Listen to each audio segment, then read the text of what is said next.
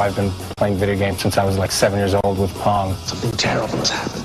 I remember Battlezone, you know, really chunking the quarters in that one. Growing up and living with my mom, that's all I ever did.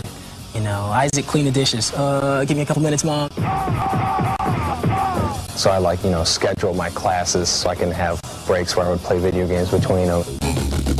The first generation that grew up addicted to video games is now creating them. It was always something I considered that that'd be the coolest job in the world, but I'll probably end up with a regular job. Instead, computer science major Ed Boon landed a job at Williams Entertainment, where he met up with artist John Tobias and created the hugely successful Mortal Kombat, which has sold more than 9 million copies.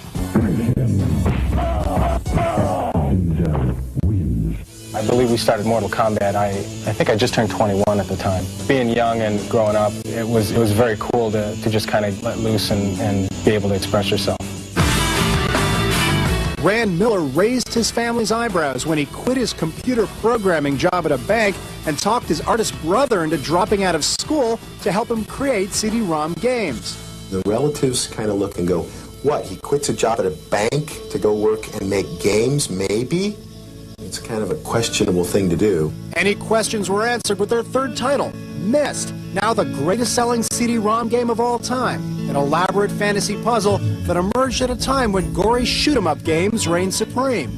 It's easy to get stuck in a rut and make another, you know, blast them away through the hallway game. There's people who are doing that very well. Let them continue. You're not going to compete with those people.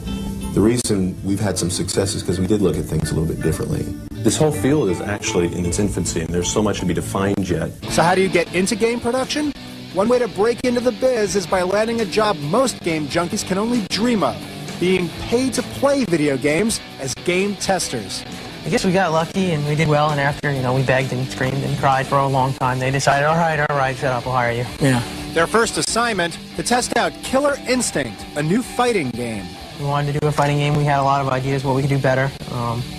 We all pretty much had our ideas put in there. Yeah. We did the voices for the last boss character in Killer Instinct Idol. He's a two-headed, kind of half-bull guy. And we both did a lot of screaming, yelling, puking. Yeah, we drank sound effects. Drunk a lot of pop that day. Our voices were totally gone.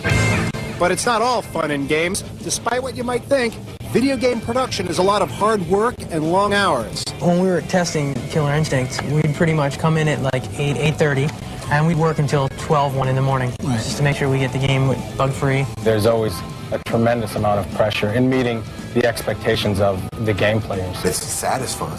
When you get it to work, it's real satisfying.